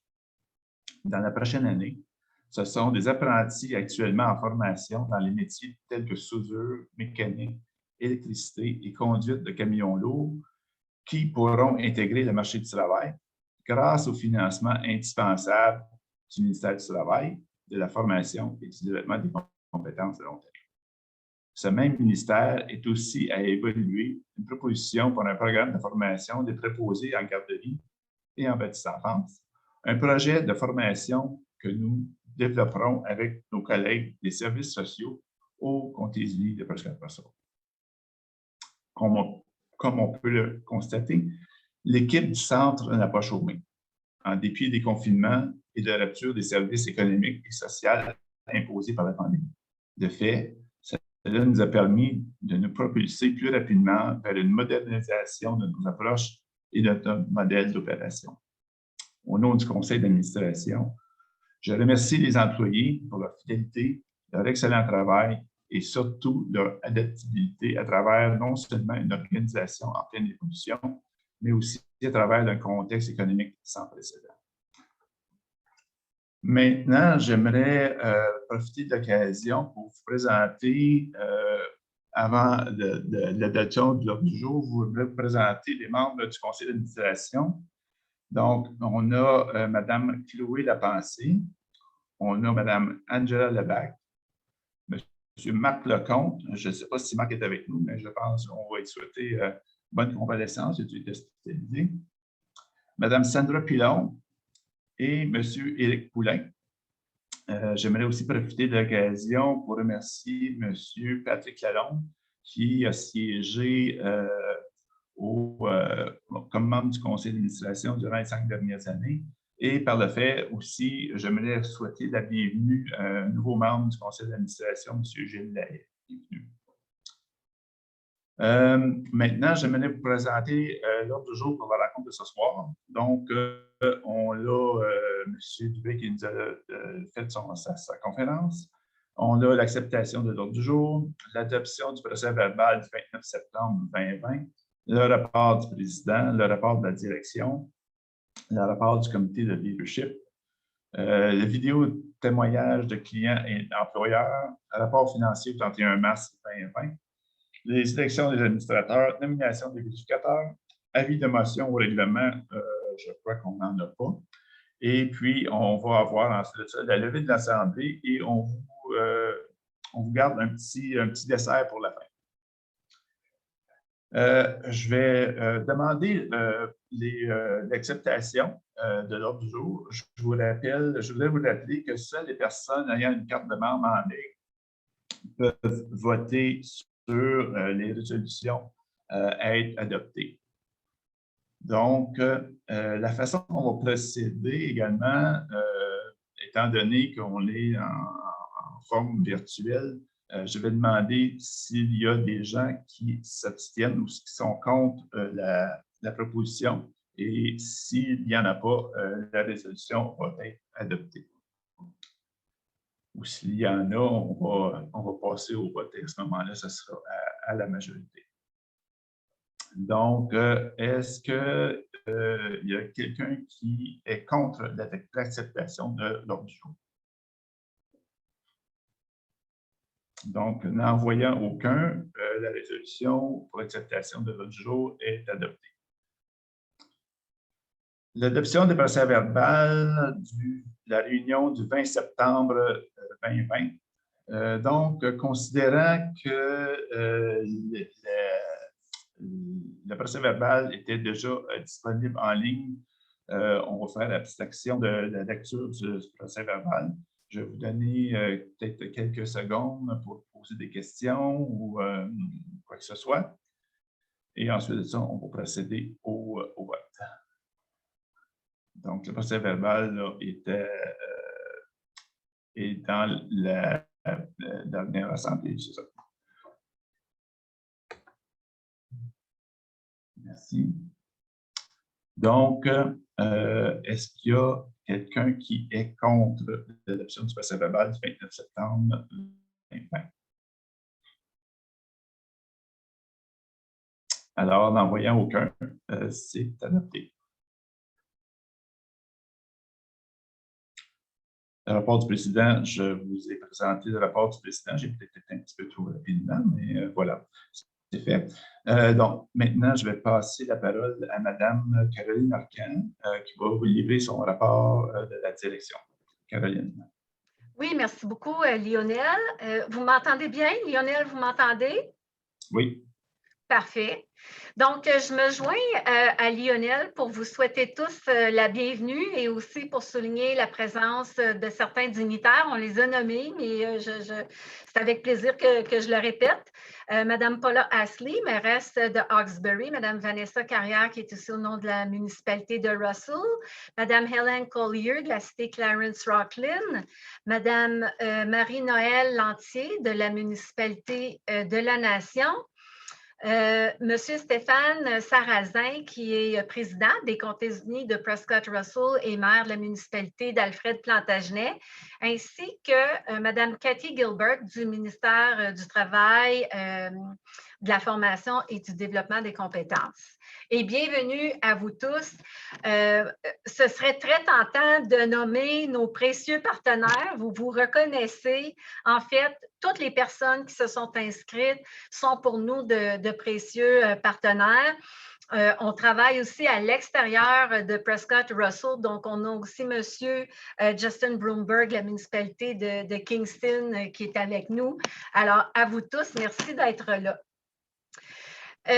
Merci d'être là virtuellement, mais en même temps, ceux qui me connaissent et aussi comme vous pourrez le lire dans le mot de la direction générale dans le rapport annuel, puis j'imagine que Virginie va mettre le lien dans le chat box. Je ne vous cacherai pas que ça me manque beaucoup de pouvoir vous rencontrer en personne, de pouvoir vous serrer la main, de pouvoir vous faire des accolades. Je pense que c'est la même chose aussi avec l'équipe ici dans nos bureaux. Dans notre domaine, on est fait pour la proximité. On est des animaux de troupeau, comme je dis toujours. Puis, la distanciation, ce n'est pas quelque chose qui est facile pour nous. Dans la dernière année, malgré cette obligation-là de tenir nos distances, il semble pourtant qu'au centre, au contraire, on s'est davantage réunis sur de bonnes bases. En fait, 90% des membres de l'équipe au centre indiquent que les pratiques de gestion en ressources humaines ont été très bien adaptées au nouveau contexte de la pandémie. Ces membres-là de l'équipe nous indiquent aussi que le développement professionnel a été soutenu. On mise beaucoup sur la formation puis le développement de talent pour faire du pouce sur ce que M. Dubé disait tantôt. Puis aussi que les nouvelles conditions de travail, on pense à télétravail, etc., tout ça, ça reflète très bien notre vision et notre mission de rendre service à la communauté. Puis encore là, pour faire un lien avec le discours de M. Dubé précédemment, qui on est comme organisation? On est une organisation qui veut rendre service. Puis pour nous, il y a une grande différence entre rendre service et livrer des services. C'est sûr qu'on livre des programmes, on livre des services, mais avant tout, on veut rendre service à notre communauté. Donc, toute cette reconnaissance-là par les membres de l'équipe, ça se reflète forcément dans notre façon d'intervenir auprès de la clientèle au centre, que ce soit les employeurs, les chercheurs d'emploi, les apprenants, les étudiants. Vous pourrez d'ailleurs lire aux pages 16, 17, 18, 19 et 20. Je vous fais fi de passer au travers ces nombreuses pages-là, mais vous allez pouvoir vous rendre compte qu'il y a une panoplie d'accomplissements qui ont été réalisés dans la dernière année. Alors, vous serez d'accord avec moi que, comme Lionel l'a dit tantôt, on n'a pas chômé au centre de services à l'emploi. Je dois vraiment souligner le travail exceptionnel de chacun des membres de l'équipe au centre, parce que chacun s'est engagé et chacun a contribué à un climat de travail qui était vraiment optimal dans le contexte. Dans les faits, on a retenu les services d'un consultant à travers la firme Gallup, que vous connaissez, les fameux sondages Gallup. Et Gallup menait en fait un sondage auprès de 40 000 à peu près autres employeurs nord-américains. Donc, ce n'est pas des comparatifs avec n'importe qui. On parle des 40 000 employeurs en Amérique du Nord, donc au Canada et aux États-Unis. Puis, on est très fiers de vous informer que le centre figure parmi le top 10 quant au niveau de l'engagement du personnel dans l'organisation et aussi de l'excellence du climat de travail. Pour moi, en tout cas, c'est une distinction très noble pour notre centre. Puis c'est vraiment le résultat d'une belle synergie à travers toute l'équipe. I would also like to acknowledge the incredible engagement of our board of directors who work diligently to the advancement of our organization. Namely, in the past year, the board has developed a policy which now dictates how we ensure that our investment strategy first serves our capacity to respond to the actual as well as the future needs of our community. Now, I would like to take a small moment to pay a tribute to Mr. Patrick Lalonde, who has served as a volunteer on our board for 5 years now. Those of you who know Patrick also know how involved he is as a physiotherapist, but also as a philanthropist. It is with understanding, yet with sadness also, that we accept his resignation. We rest assured that despite that he would no longer formally be part of our board of directors, that Patrick remains a supporter of the Employment Services Center and that he will only be a phone call away. And as of January, just across the street in his new physiotherapy clinic right here on Main Street in Hawkesbury. So Patrick, on behalf of everyone at the center, thanks a lot for all of your contributions.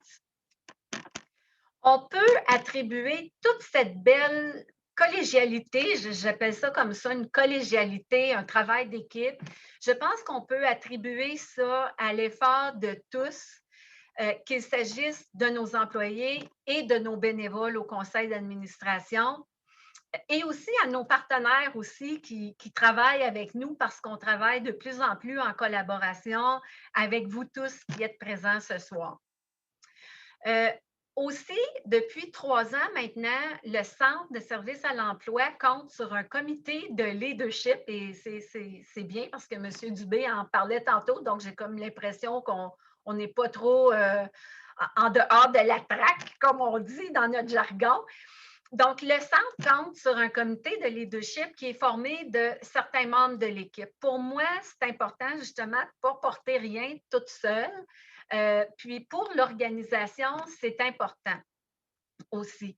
Le but de ce comité, c'est vraiment d'appuyer la direction et bien sûr le conseil d'administration aussi dans les grandes orientations du Centre de services à l'emploi, autant que dans la mise en place de tactiques internes qui visent l'amélioration continue de notre organisation. Alors, pour vous en parler un peu plus, à la fin de mon mot de direction, j'aimerais maintenant inviter Mme Muriel Huneau-Pilon à nous dire quelques mots. Merci. Merci Caroline, merci tout le monde d'être présent à si grand nombre. Donc, je vais essayer de faire ça vite, mais je veux retenir l'attention d'une phrase que M. Dubé a dit, puis c'est faire partie de l'équation. Ça ne faisait pas partie de mes notes. Là, je l'ai ajouté parce que ça fait tellement un lien direct avec le comité de leadership, justement, parce que c'est d'aider puis de développer, appuyer toutes les initiatives qui peuvent avoir lieu au centre, autant à l'intérieur, entre les 4 murs, sinon à l'extérieur dans la communauté. Donc, on a vraiment un rôle de faire participer les gens puis d'influencer les gens autant à l'interne, nos collègues de travail, qu'à l'externe pour arriver à nos résultats. Exemple, comme premier mandat, qu'on a vraiment fait partie de l'équation, on a organisé ou participé à la planification stratégique. Puis, à cette planification-là, on a eu l'occasion de réviser la vision, la mission, les valeurs, puis tous les axes stratégiques. Grâce à cet exercice-là, Caroline, tantôt, elle disait que on misait sur rendre service, mais on a vraiment pris conscience à partir de là combien nos actions sont dirigées vers le client. Donc, autrement dit, on a le client au cœur de nos préoccupations. Puis je pense que quand on prend conscience de cette phrase-là, on ne peut pas faire autrement que rendre service à nos clients. On a aussi identifié plusieurs priorités qui touchent le processus interne, puis la qualité de vie au travail. Puis M. Dubé l'a mentionné tantôt, c'est tout aussi important pour les employés si on veut de la rétention, d'être bien dans notre milieu de travail. Puis un processus où est-ce qu'on a identifié, pas juste le comité, mais vraiment en groupe, tous les employés ensemble, c'est d'avoir un plan de formation pour chacun. Donc, ce qui est intéressant, c'est qu'on est capable de dire, tout le monde, exemple, a reçu une formation en leadership, intelligence émotionnelle, mais plus que ça, selon nos convictions, selon ce qu'on veut développer comme compétence, selon notre rôle au centre, on est capable d'aller chercher les formations sur mesure selon ce que nous, on veut développer comme employés. Aussi, on a eu, dans le cadre de la qualité de vie au travail, on a eu l'occasion d'analyser les postes de chacun. Encore là, c'est intéressant parce que ça, c'était pour permettre d'assurer de l'équité à l'intérieur des rôles qu'on a chacun. Donc, ça, on a encore fait partie de l'équation pour être capable d'aller chercher justement ces analyses-là, puis s'assurer que tout le monde était confortable et bien, puis qui allait être capable de réussir à ce niveau-là. Donc, avec tout ce qui a été mentionné jusqu'à présent, on remarque comment il y a eu beaucoup de changements positifs depuis quelques années au centre. Mais là, on ne peut pas parler de changement sans parler de la pandémie. Donc, sans trop élaborer sur la pandémie, je dois vous avouer que nous, ça nous a réellement permis de trouver des méthodes de travail pour assurer le maintien d'un service à la clientèle de qualité, autant en virtuel qu'en présentiel. Donc, on a mis vraiment sur pied des façons de faire, on a éliminé des choses, on a vraiment amélioré notre processus pour s'assurer que notre client était toujours notre préoccupation, puis qu'on lui rendait service, que ce soit en présentiel ou en virtuel. Puis, parmi tout ce beau brouhaha-là qu'on a fait durant les derniers mois, on est maintenant à l'étape d'évaluer quel impact nos actions y ont eu pour les gens de la communauté. Quand on parle de la communauté, bien, on parle évidemment des chercheurs d'emploi, des travailleurs, des employeurs, des étudiants, nos partenaires.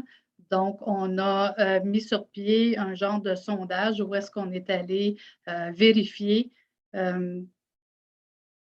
comment ces gens-là nous perçoivent, quel impact on a eu dans les interventions qu'on a pu appliquer durant les derniers mois. Puis, ces résultats-là sont maintenant compilés. Puis, prochainement, le comité va se pencher sur les résultats. Ça va nous permettre d'avoir vraiment une amélioration continue de nos services. Puis, sinon, continuer à bien faire ce qu'on fait de bien. Donc, ça va être le prochain mandat du comité de leadership à travailler là-dessus. Et vous aurez compris qu'être un employé au centre, ou autrement dit, un leader au centre de service à l'emploi, c'est vraiment une occasion qu'on a de développer sa confiance, d'apprendre, d'innover, puis de dépasser ses limites. Donc, pour terminer, au nom du comité de leadership, j'en profite pour remercier la direction d'avoir eu l'audace. Puis là, je surligne, je mets en bold le mot audace parce que vous remarquerez que audace fait aussi partie de nos valeurs au centre. Donc, je remercie la direction d'avoir eu l'audace d'instaurer un comité de leadership au sein du Centre de services à l'emploi. Merci de nous offrir l'opportunité de mettre en pratique et d'interagir de façon, puis d'influencer de façon positive, autant avec nos clients, avec nos collègues de travail. Puis, je vous dirais même qu'il y a des gens qui vous diraient, ça nous a même permis d'influencer positivement dans nos relations personnelles. Donc, au nom du comité, merci beaucoup. Merci, Muriel.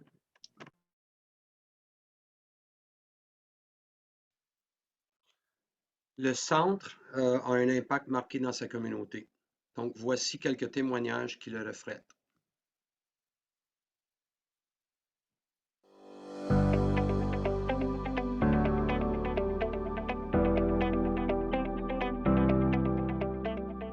Mon nom est Brigitte Duguay-Langlais. Je suis la coordonnatrice du réseau de soutien à l'immigration francophone de l'Est de l'Ontario.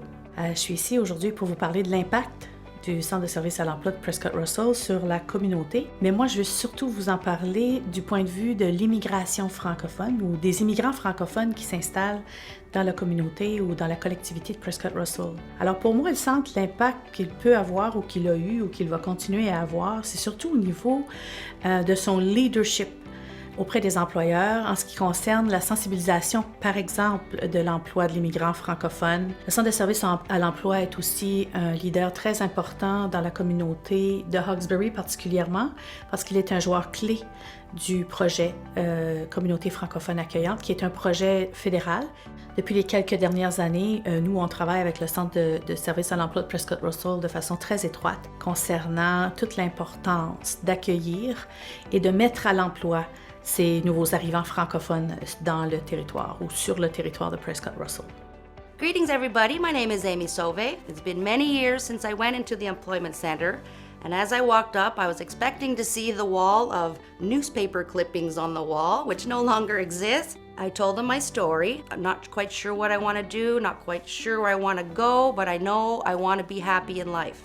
And he explained to me that there's some courses that are being offered, and I'm like, wow, that's nice, but I really can't afford to purchase a course. And he says, no, this course is offered for free. Maybe it would be something that would interest you. I took it as a sign because my grandmother always wanted me to be a nurse growing up. And as you grow up, life changes, jobs, career. So I found this a perfect opportunity for me. I got in, I completed my course, I was in the top 3 of my class, graduated with a 95% average, and was able to get a job within 2 weeks after my course. I completely guarantee you, if you walk into the Employment Service Center, everyone was very happy, helpful, and knowledgeable. Take the opportunity. My course was only 5 months. It was a little difficult during the middle, but I got through it, and 2 weeks after my course, guaranteed a job with a great pay, flexibility, and I am completely happy now. Mon nom, c'est Milagnon. J'ai décidé que ça serait peut-être temps de commencer à faire ma recherche d'emploi. J'ai commencé par moi-même. J'avais un petit peu de misère. J'ai contacté le centre d'emploi. C'est eux autres qui ont réussi à trouver un nouvel emploi. Puis pendant tout ce temps-là, à tous les mois, ils me demandaient comment ça allait comment ça allait mon emploi, puis tout. Ils ont tout le temps gardé un contact avec moi, donc c'est ça que j'ai aimé. Je pouvais tout le temps compter sur le centre d'emploi pour m'aider si j'avais quelque chose par rapport à un emploi ou juste des questions. Ils pouvaient facilement me répondre. My name is Dale Lapointe. I just moved back to Ontario from Alberta, where I spent 20 years in the construction industry. I needed to get my resume looked at because it hadn't been out there for so long. So my girlfriend actually brought me to the center in Rockland, where I got a counselor to help me out with my resume.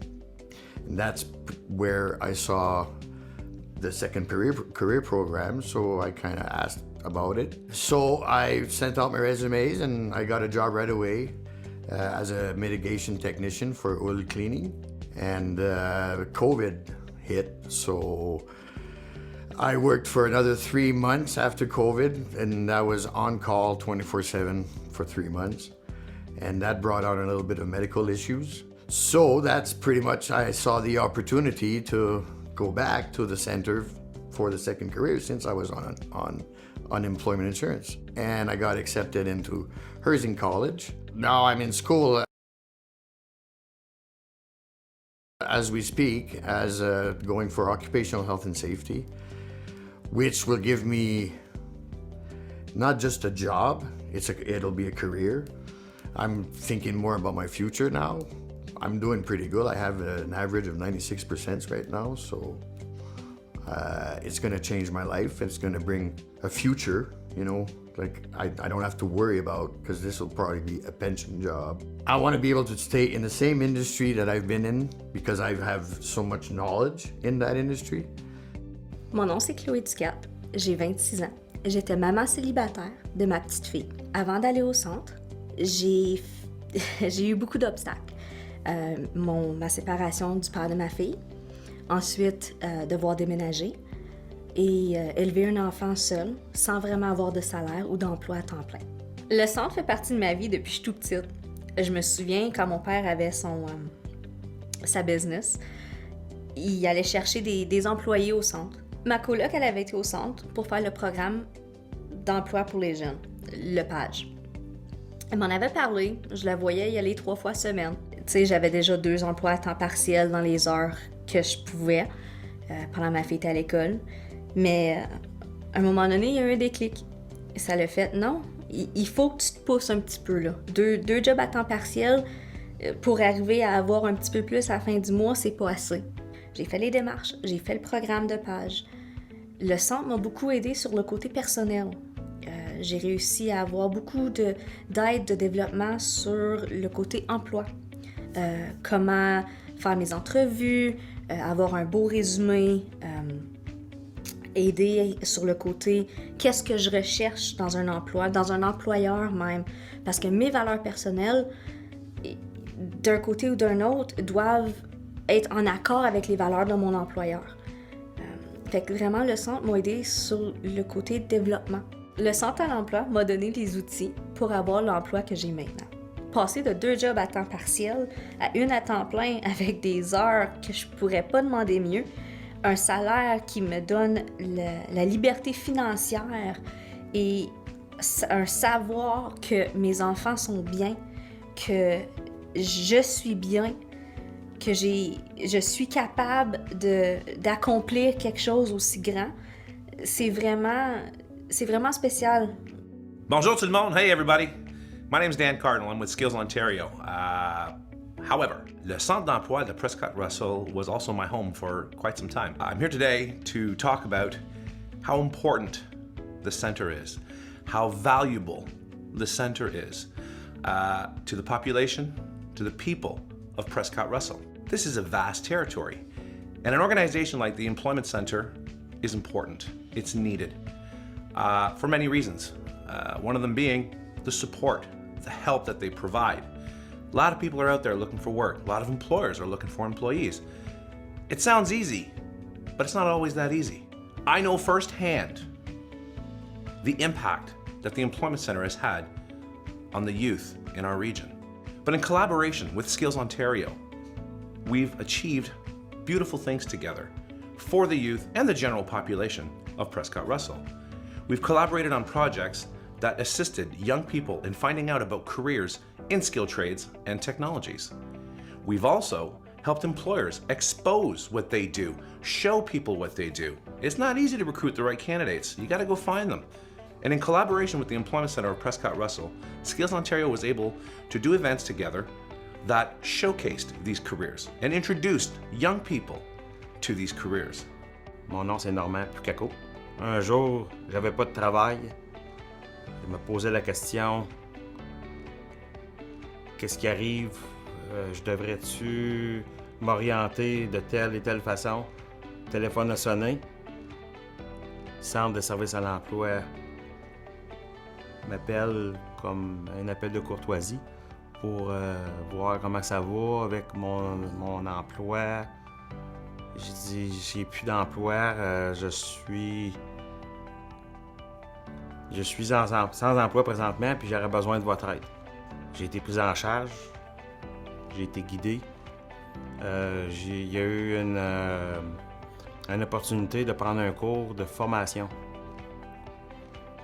qui était destiné au marché industriel, volet soudage et machinage, qui m'a intéressé pour réorienter ma carrière d'une autre vision.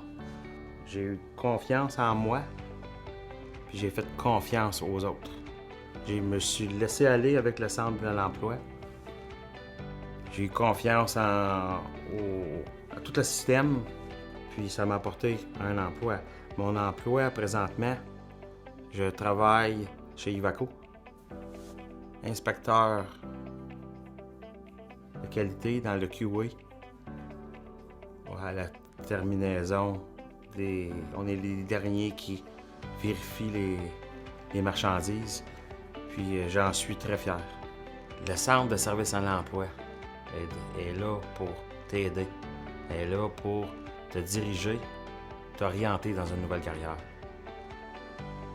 J'ai été capable, tu es capable.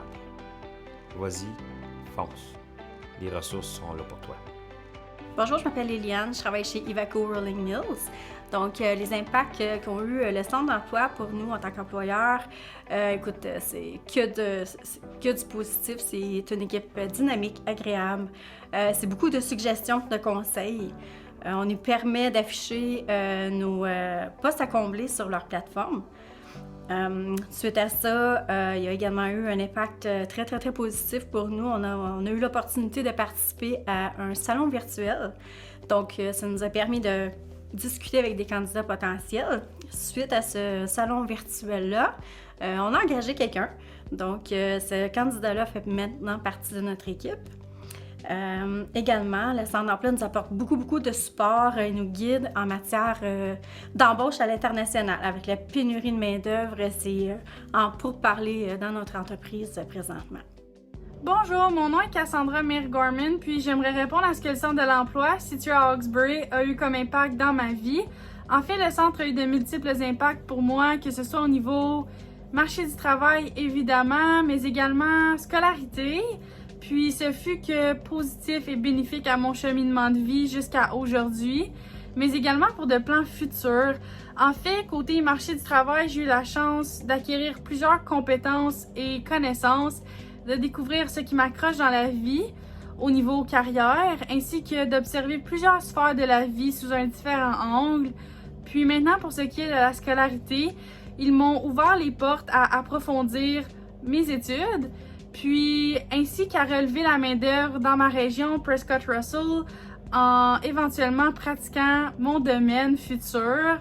Tout ça suite à l'obtention d'une bourse d'une valeur de 5 000 $, ce que je suis énormément reconnaissante et encore choquée d'avoir reçu. Hi, my name is David Ryan. I'm one of the partners at Expertech Construction. Expertech does 3 things: emergency response, little construction contracts, and maintenance contracts for institutions in Ottawa, such as school boards, hospitals, universities, and government, such as the Ottawa Airport. I learned about the program. It was actually given to me as a challenge to find a way to train the leadership team here at Expertech on a program called Scaling Up. And really it was about preparing yourself for growth in terms of our, again, the executive team on which strategies we're going to use, what process we're going to put in place to be able to respond to demand and go literally from 15 to 50-ish employees. From that search, I ended up on the COGJ, is how I would call it, and applied, and it was actually not that hard to fulfill that challenge my partners put me into. I would describe my experience as positive. Positive in the sense that when it made sense, they all go, and when it didn't make sense, they were very clear that it doesn't fit. Quick responses, I didn't have to chase anybody, they were mostly chasing me, so it would be the opposite, which is, again, intriguing as a government service. That pretty much sums it up. Notre entreprise, c'est du détail, un magasin de détail qui comprend plancher et décor. On fait les installations, on fait un peu de tout finalement. Même on peut faire des clés en main là, qui fait qu'on gère complètement le projet. Récemment, j'ai appelé le centre de service à l'emploi pour premièrement afficher un poste que j'avais de vacant. Mais en même temps, j'ai demandé des conseils au service à l'emploi pour peut-être engager quelqu'un de l'extérieur du pays. Puis j'ai eu de l'aide. Une chance que j'avais le contact du service à l'emploi parce que eux autres, ils pouvaient me guider un petit peu. C'est pas la première fois que je fais affaire avec le centre de service à l'emploi. J'ai déjà, pour le recrutement des employés, sont toujours présents, sont toujours là pour nous aider.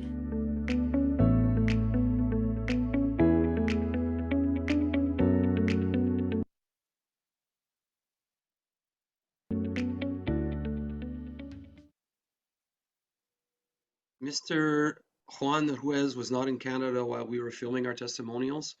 Mr. Ruiz would like to share his experience with the Employment Services Center. Hi, Hello, Juan. everybody. Hi. Hello. Hola. The Hola. Employment Service Center has had an impact on my future career in the Prescott Russell region. My counselor was able to pull on the right strings to link me with appropriate decision makers in order to help me obtain the necessary papers to be part of the local workforce. I am looking forward to surely join the new team members at Touch of Distinction one of these days. Thank you, Juan. Juan, we share the same first name, Jean in French and Juan in I'm going to try and read something to you. Please excuse me for my lack of knowledge of Spanish, but I'm going to try and read it. Bienvenido a Canadá. Estoy seguro de que somos un gran honor para tenerte con nosotros. Sí, muy bien. Very good. Very good, sir. Good. So what I said was que j'ai dit c'est de le souhaiter le bienvenu, puis j'en suis sûr que nous sommes gagnants de l'avoir parmi nous. Donc, thank you again, Juan. My pleasure. Thank you.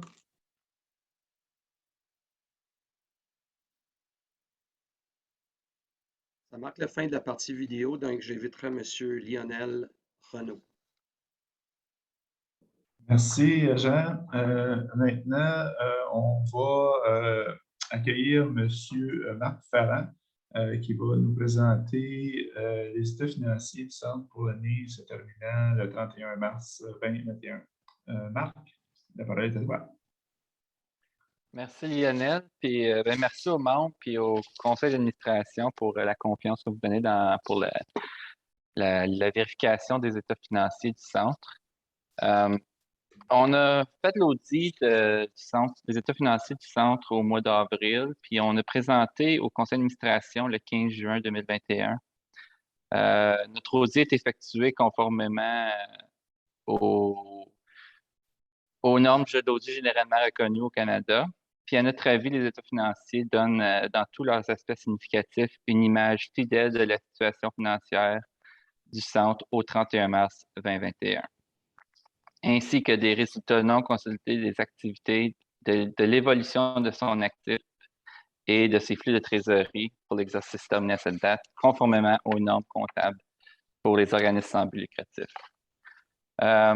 Je vais repasser avec vous l'état des résultats présentés à la page 21 du rapport annuel. Je ne vais pas faire passer ligne par ligne, mais je vais juste highlighter certains des plus gros points. Le centre de service a eu une très bonne année financière malgré la COVID, surtout grâce à certains nouveaux projets comme le projet Compétences Plus, puis aussi certains programmes de relance économique.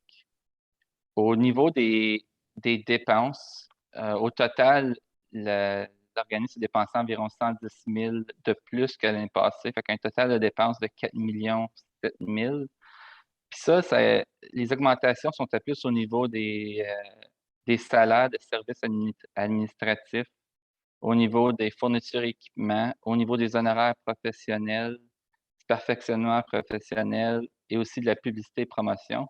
Puis toutes ces dépenses-là augmentaient surtout par rapport au programme Compétences Plus Ontario.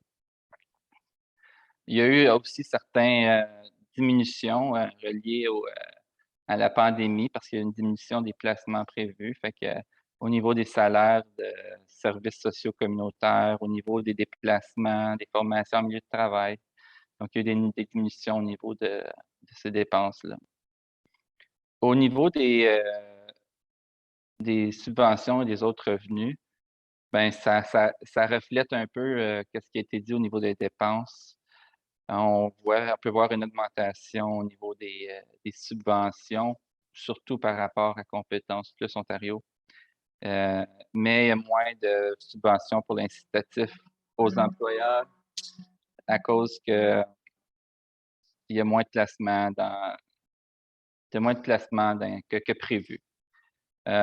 Et puis aussi une grosse augmentation des intérêts à cause du marché boursier qui a varié beaucoup à cause de la pandémie.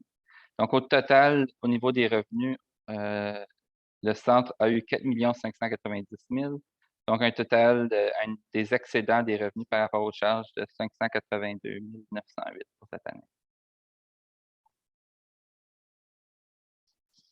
C'est tout pour ma présentation. Merci, Marc. Puis, à noter que les états financiers, pour ceux qui seraient intéressés à les regarder, à les avoir, sont disponibles au Centre de services à l'emploi pour faire la demande.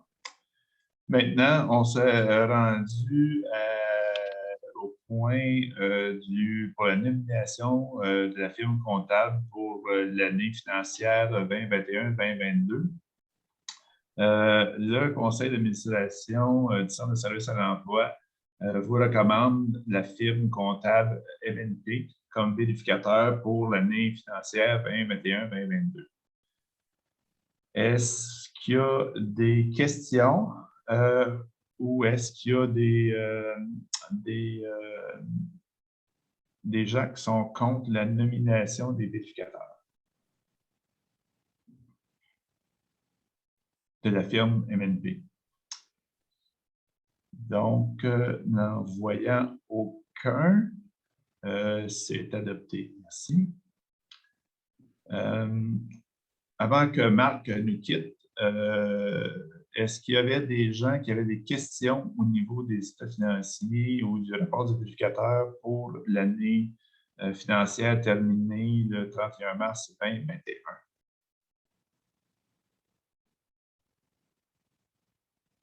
Donc, n'en voyant aucune personne se manifester, il n'y a pas de questions. Merci beaucoup, Marc.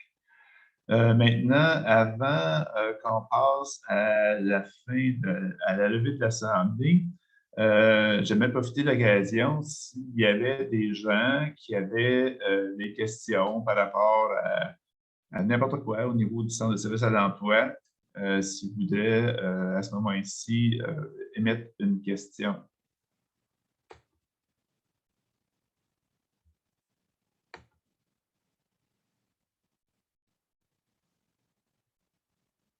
D'accord, donc il n'y a pas de question. Lionel? Oui. C'est Jean. J'aimerais, avant de faire la levée de l'Assemblée, j'aimerais demander à Virginie si elle pouvait passer un dernier vidéo, s'il vous plaît. Parfait.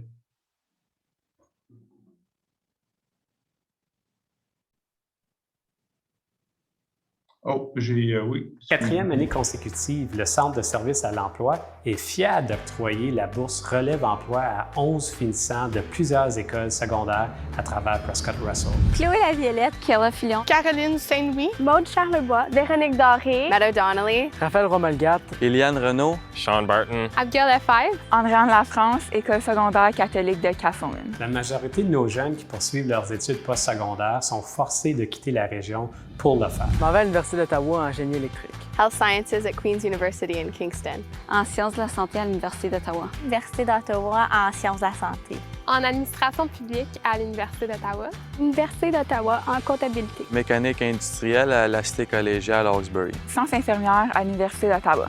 En technologie de la radiation médicale au Collège Boréal. Welding and Fabrication, Fleming College and Peterborough Campus. Sciences de la santé à l'Université d'Ottawa. Le but premier est que les étudiants reviennent s'établir dans la région.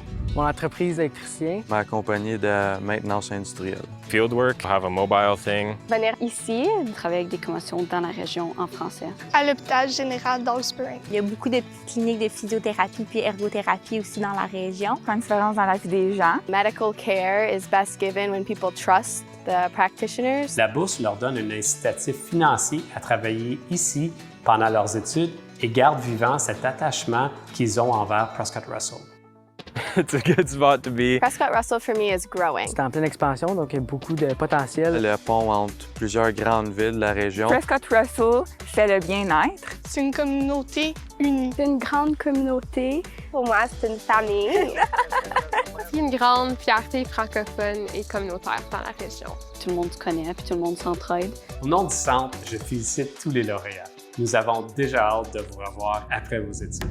Merci pour la bourse. Merci pour la bourse. Thank you for the scholarship. It means a lot.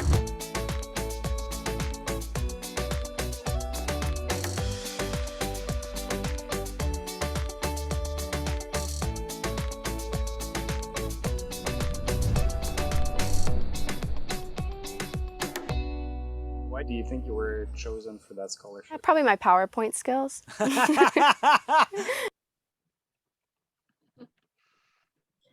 Bon, merci. Merci, Éric. C'est une des initiatives du Centre qui a été mise de l'avant avec on a alloué un budget assez considérable.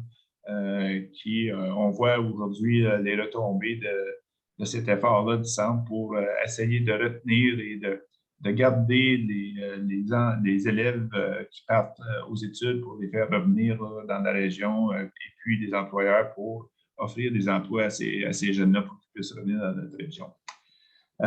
J'ai omis l'élection des administrateurs. Donc, on va, Virginie, s'il vous plaît, présenter la section des élections des administrateurs.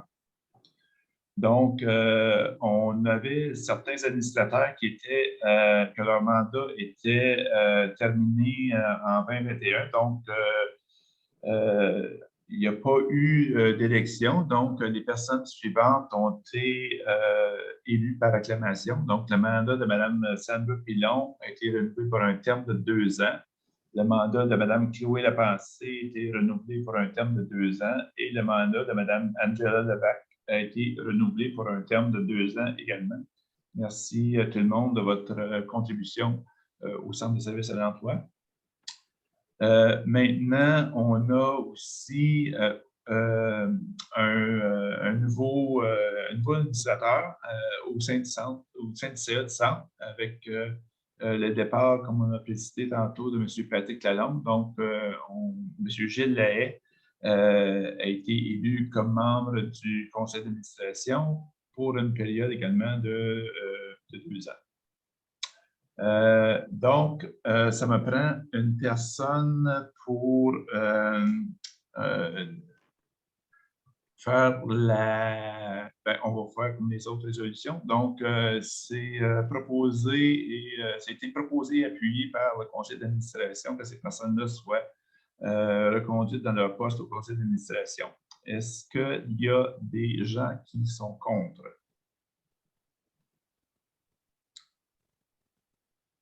Donc, n'en voyant aucun, c'est adopté. Bon, maintenant, je peux lever l'Assemblée. Donc, la partie, ceci complète la partie, si vous voulez, la partie formelle ou officielle de notre AGA. Je vous demande, s'il vous plaît, de rester branché car M. Jean Dubois a une petite surprise pour nous. Donc, sur ce, je vais terminer l'Assemblée annuelle du Centre de services à l'emploi pour l'année 2021. Je vous remercie énormément de votre participation et on souhaite tous vous voir en grand nombre et en présentiel, espérons, pour l'Assemblée annuelle qui se tiendra en septembre 2022. Merci beaucoup à tout le monde et comme j'ai dit tantôt, s'il vous plaît, restez avec nous pour la fin. Donc, je te remets la parole, Jean. Merci. Merci, Lionel. Nous savons tous que la pandémie a été facile et notamment pour les artistes locaux, puis je parle en mon nom personnel aussi. En guise de reconnaissance de votre participation cet après-midi, ainsi que nos musiciens locaux, nous avons pensé que vous apprécieriez une courte présentation musicale. Donc, je vous présente Melissa Ouimet, suivie par le groupe 50 Proof, tous locaux. Merci, bonne soirée.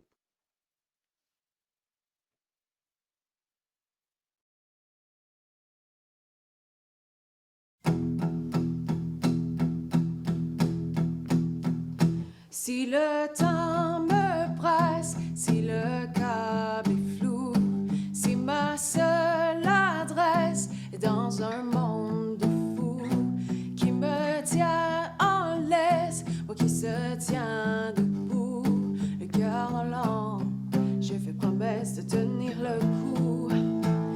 Sans tomber, wow.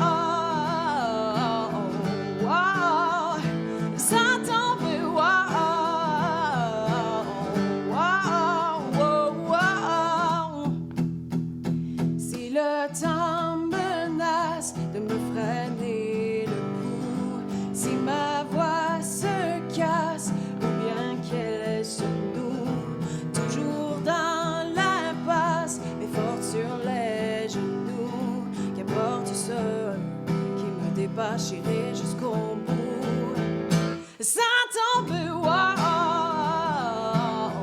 wow, sans tomber, wow, wow, sans tomber, wow, wow, sans tomber, wow, wow, wow. Ça prend juste un peu de courage, parfois juste un peu de temps. On peut s'écrouler au passage et se relever face au vent. Ça prend juste un peu de courage, parfois juste un peu de temps. Parce que le chemin n'est pas gage de l'endroit où l'on se rend. Sans tomber, wow, wow, sans tomber, wow.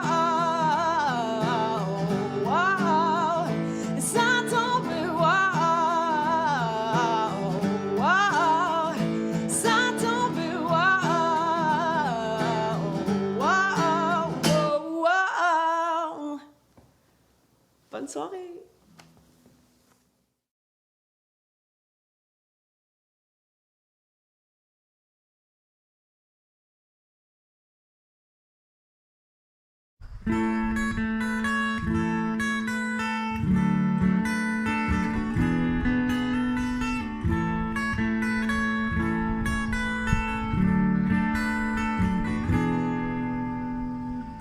Here comes the sun, doo-doo-doo. Here comes the sun, and I say it's all right.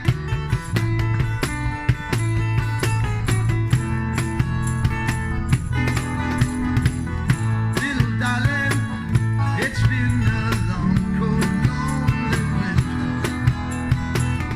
Little darling, it seems like years since it's been here. Here comes the sun, doo-doo-doo-doo. Here comes the sun, and I say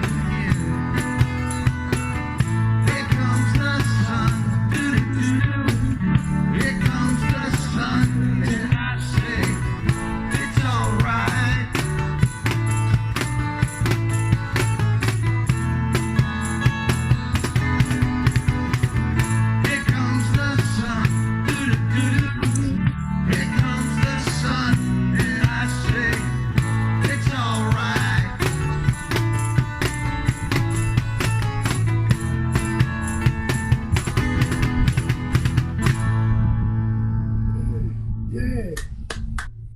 Yay, 50 proof. C'est super. Merci beaucoup. Thank you very much, 50 Proof, for this generous collaboration to our AGM. Et aussi, merci beaucoup à Mélissa Ouimet. Dans la vidéo, vous voyez qu'elle a une belle bédaine de maman. Elle a eu son bébé hier. Alors, il est arrivé à temps. Le bébé est arrivé à temps pour l'Assemblée générale annuelle du Centre de services à l'emploi. C'est peut-être un futur récipiendaire d'une bourse le 7 ans. Alors, again, thank you very much, Gilles and your team. It was a pleasure to hear you. And yes, here comes the sun. Absolutely. Exactly. After all we've been through. Exactly. Exactly. Thank you again, Centre d'emploi. Thank you. Thanks. Alors, c'est vraiment ce qui clôture notre Assemblée générale annuelle. Je tiens à remercier notre maître de cérémonie aussi, Jean Dubois, merci beaucoup. Merci Muriel pour ton intervention, Marc Farran, merci aussi au président qui a bien présidé ça, à travers tout plein de vidéos puis de choses qu'on avait pour vous distraire aujourd'hui. Et puis aussi, Lionel l'a dit tantôt très brièvement, sans vouloir aller dans les détails, on souhaite un prompt rétablissement à l'un des nôtres au centre, M. Marc Lecomte. On t'envoie plein d'ondes positives, puis on espère te voir danser au party de Noël. Alors, ceci étant dit, bonne soirée tout le monde. Merci à tous. Bonne soirée.